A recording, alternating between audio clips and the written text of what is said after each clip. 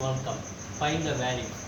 So 1 division 8 இது bracket உள்ளதுக்கு of 512 minus அடுத்து bracket உள்ளதுக்கு minus 5 division 0.5 into 6.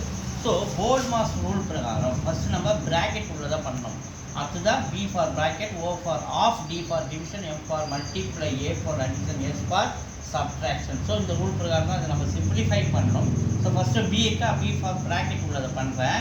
So 1 division 8 இது OF half na multiply 512. So இந்த minus.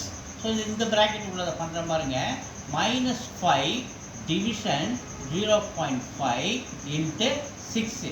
So இது 8 table அடிச்சா நமக்கு என்ன கிடைக்கும் 6 8 48 மீதி ரிமைண்டர் 3 51 ல 48 போச்சுனா 3 இது 2 32 4 times.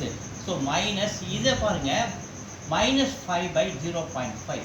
ஸோ கீழேயும் டெசிமல் இருக்கிறதுனால ஸோ 10ஆல் ஒரு புள்ளி தள்ளி ஒரு டெசிமல் தள்ளி புள்ளி இருக்கிறதுனால 10ஆல் மல்டிப்ளை பண்ணால் அந்த டெசிமல் கேன்சல் ஆகிடும். அப்போ நியூமரேட்டர் நம்ம 10ஆல் மல்டிப்ளை பண்ணுவோம். ஸோ அப்படி பண்ணும்போது என்ன கிடைக்கும் பாருங்கள். ஸோ இந்த இடத்துல நமக்கு என்ன கிடைச்சிருக்க 64 மைனஸ் ஸோ இது ப்ராக்கெட்டில் பார்த்தீங்கன்னா minus 5 into 10 ஸோ minus 50. இங்கே பாருங்கள் டெசிமல் 10ஆல் அந்த 0.5 கேன்சல் பண்ணும்போது டெசிமல் கேன்சல் ஆகி 5ஆக மாறிடாது into 6 5 டேபிள் அடிச்சா இதை 10 times. ஸோ 64 மைனஸ் இது minus 10 into 6. ஸோ அடுத்தது நம்ம என்ன பண்ணலாம் மல்டிப்ளை பண்ணணும். ஸோ டிவிஷன் முடிச்சிட்டோம். அடுத்தது M ஃபார் மல்டிப்ளை பண்ணணும். 10 into 6 60.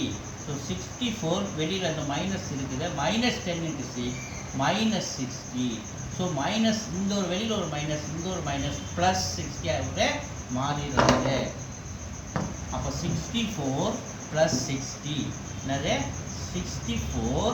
So minus to minus plus 60 ரெண்டு கேட் பண்ண நமக்கு என்ன கிடைக்கிது 124. என்ன கிடைக்கிது 124 கிடைக்கிது. 4 is the answer.